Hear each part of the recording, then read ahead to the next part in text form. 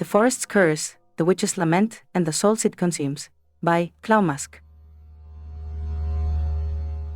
The Witch of the Black Forest. In the heart of Germany, nestled deep within the Black Forest, there was a small, forgotten village.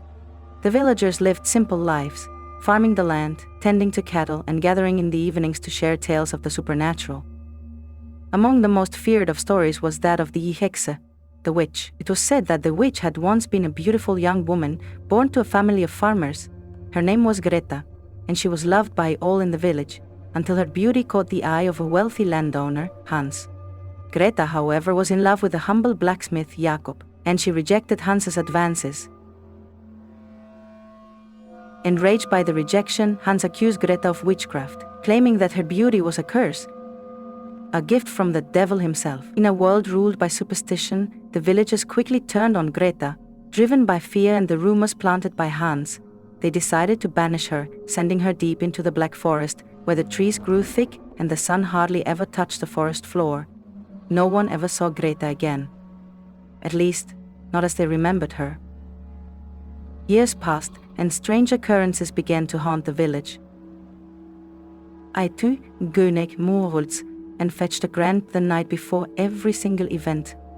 Half of the sea, a scenic livestock were found mutilated, their blood drained, crops withered overnight, and travelers would vanish into the dense woods, their screams echoing from afar. But the most terrifying of all was the faint, haunting laughter that could be heard on moonless nights, drifting from the heart of the forest.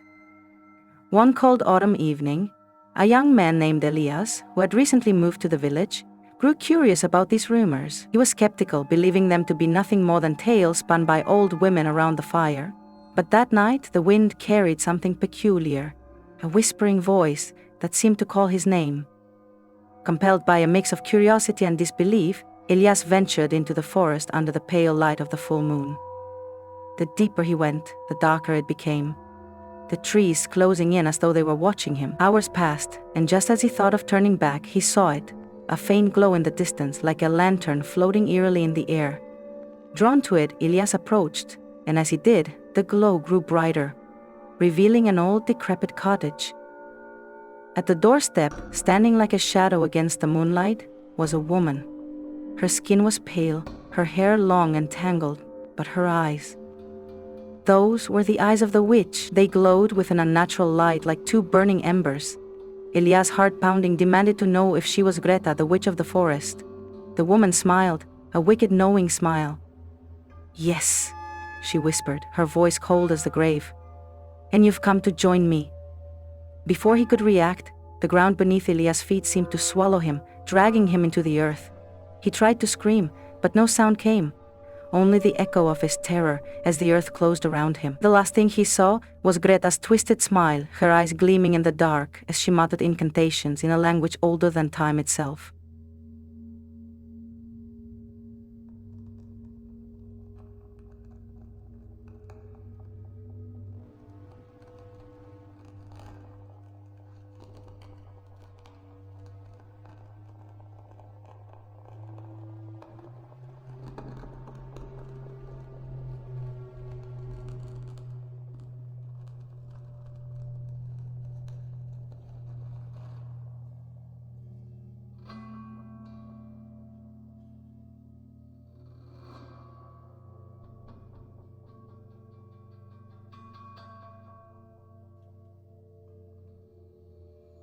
Just another echo in the eternal darkness of the Black Forest.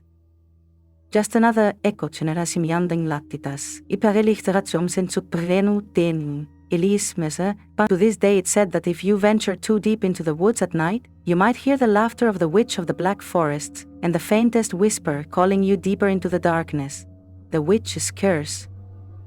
As years passed, the villagers of the small town grew fearful of the ever-deepening forest. Few dared to venture near its heart, and those who did spoke of strange happenings, whispers in the wind, shadows that moved of their own accord, and the unshakable feeling of being watched. But what terrified them most was the constant, creeping sense that something, or someone, was always near. It was during one particularly harsh winter that another stranger came to town, a young scholar from Prague named Matthias. He had heard whispers of the Black Forest's dark history, intrigued by the stories of a witch who had cursed the land. With an academic mindset, he believed that there must be an explanation for these eerie tales. Armed with books, maps, and skepticism, he set out to uncover the truth. The villagers, wary and silent, tried to warn him. Old Herr Müller, the town's elder, spoke in hushed tones. "The witch is not something to study, young man. She is not a legend. She is real, and she does not forget." But Matthias, in his youthful arrogance, laughed it off. "I am a scholar. Superstition has no hold over me. I will go into the forest and return with answers."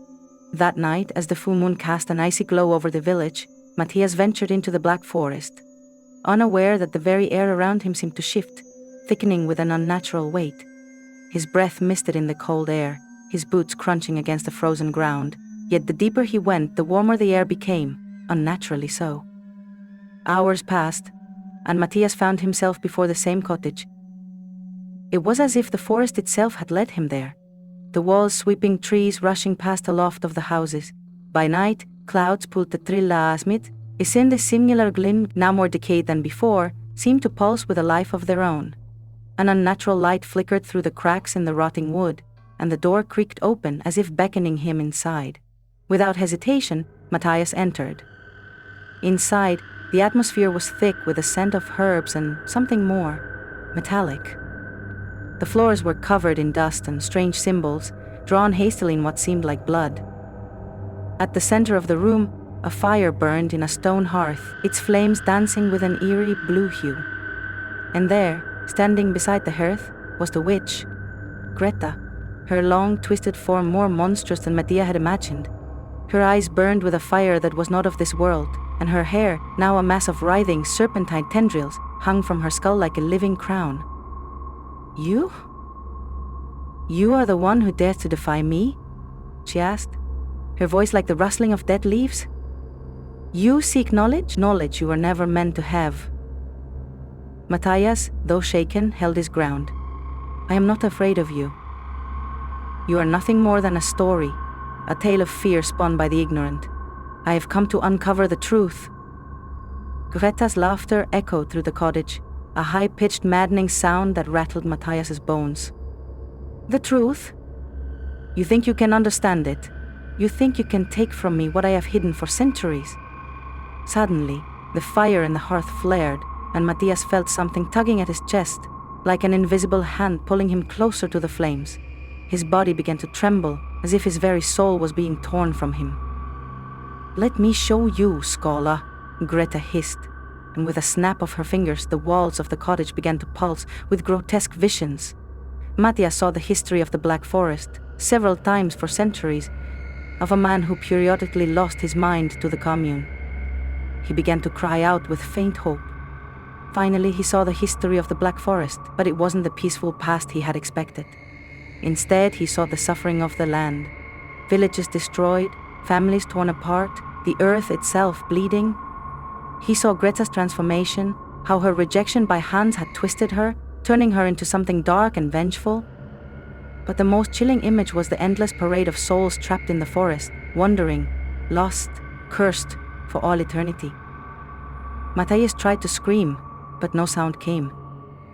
The visions grew more horrifying. Faces, countless faces, pressed against the walls of the cottage, eyes wide with terror, mouths open in silent pleas for help. They were the souls of those who had wandered into the forest and never returned, their fates sealed by Greta's curse. "You see now," Greta whispered, her face inches from Matthias, her breath cold as the grave. "You are not the first to come seeking answers. You will not be the last." In that moment, Matthias understood. The witch was not just a legend, she was the forest, and the forest was her. She was both protector and punisher, bound to the land by dark magic that stretched back centuries. The last thing Matthias saw was her outstretched hand, her fingers long and gnarled, as they grasped his throat. His vision darkened and his body froze. He could feel his very essence being consumed, devoured by the curse of the Black Forest. When the villagers went searching for Matthias the next morning, they found his belongings at the edge of the forest. His maps scattered, his books torn apart, as though a great struggle had occurred. But Matthias was never found. Some say that his soul still wanders the forest, bound to Greta's curse, lost among the countless others who dared to seek her out. The villagers now speak in whispers of Matthias, warning travelers never to enter the forest alone. They say that, on certain nights, if you listen closely, you might hear his voice among the wind, crying out for release, forever trapped in the witch's domain. And of course the forest, dark, ancient, and untamable, remains ever so watchful, waiting for the next soul to stumble into its grasp. The witch curse, the final reckoning. The years passed, but the Black Forest's hunger was never sated. It remained a place of fear and mystery, drawing only the bravest or the most foolish into its depths. The villagers, though still haunted by the disappearances of Matthias and others, carried on with their lives, always glancing nervously at the dark edge of the woods. Yet, even as time passed, they began to notice something else. Something sinister. The villagers who had once dismissed the legends began to grow restless, their dreams plagued by the same image, the eyes of the witch burning like twin stars in the night. The air grew heavier, more oppressive, and a coldness seeped into their bones. They could no longer ignore the truth. They were being watched, and they could feel the forest closing in on them. Then, one winter evening, a young woman named Lena, a newcomer to the village, arrived, seeking refuge from the cold. She had heard of the witch's curse, but had laughed it off as nothing more than superstition.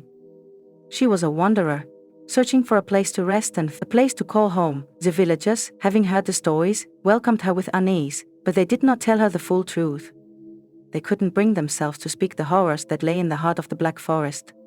Instead, they warned her only in whispers to never venture too deep into the woods, to never ever go near the cottage. But Lena, like Matthias before her, was not one to heed such warnings. One night, drawn by a strange compulsion she could not explain, Lena ventured into the forest, the moonlight casting eerie shadows on the snow-covered ground.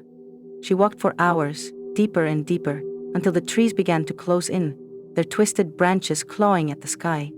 The air grew thick with an unsettling stillness, and the silence was broken only by the soft crunch of her boots on the frozen earth. And then, just as Matthias had before her, Skasi mendasi, echihuanliva, Lena saw it, the faint glow of a distant light. The same cottage, the same haunting pull. She approached it cautiously, her heart pounding in her chest. The door creaked open, and there, standing in the same place, was Greta, the witch, unchanged after all these years, her long serpentine hair twisted and writhed, her eyes still glowing with that same terrible light. "Welcome, Lena," the witch's voice rasped, her words dripping with a dark, knowing smile. Lena froze, her blood running cold as the truth began to dawn on her. You've been waiting for me," she whispered, horrified. Greta's smile widened, revealing sharp yellowed teeth. "Not just you, my dear, all of you." As Lena stepped back, her foot brushing against something hard on the floor, she looked down to see the torn remnants of Matthias's map, the very same one he had used when he entered the forest all those years ago. His name was still scrawled across the faded paper, now stained with something dark and old. Lena's stomach twisted. She realized then that Matthias was never meant to leave. He had become part of the curse, just as she now was. The witch's power extended beyond the forest, beyond the cottage. It seeped into every corner of their world, infecting everything it touched. The villagers? They were part of it too, whether they realized it or not. All of them were bound by the witch's curse, their fate sealed long ago. Greta stepped forward, her hand raised. "You see, my dear, the Black Forest is not merely a place of shadows. It is a living thing, fed by the fear of those who enter, and every soul that gets lost within its embrace only strengthens its power." Lena tried to back away, but the door slammed shut behind her, trapping her inside. The walls seemed to close in, the air thickening, suffocating. The witch's power had begun to work its magic once more, and then, with a sudden sickening lurch, Lena felt her body freeze. Her mind screamed in terror, but her limbs refused to obey. She could no longer move, no longer fight. She was pulled toward the hearth, her feet dragging across the cold floor, as Greta's voice murmured darkly in her ear. Every soul that falls here becomes part of the forest, the trees, the winds, the whispers. They are mine, and now you are too. Lena's vision blurred as the witch's power consumed her. Her body turned cold, her heartbeat slowing as she felt herself becoming something else. A part of the land, part of the curse, part of the dark, eternal hunger that would never be satisfied. Her final thoughts were a scream, one that echoed through the trees, carried by the wind, and, to her horror, mingled with the voices of all those who had come before her. And so, the cycle continued. The black forest, ancient and unyielding, was never truly empty. Its hunger would never end. It would always call, always pull, always consume those who dared to seek the truth of its dark, twisted heart. And on moonless nights, when the wind howled through the trees, the villagers swore they could hear it. Whispers from the forest, voices trapped in an endless loop, crying for release. Among them, the voice of Lena, forever lost, forever part of the curse.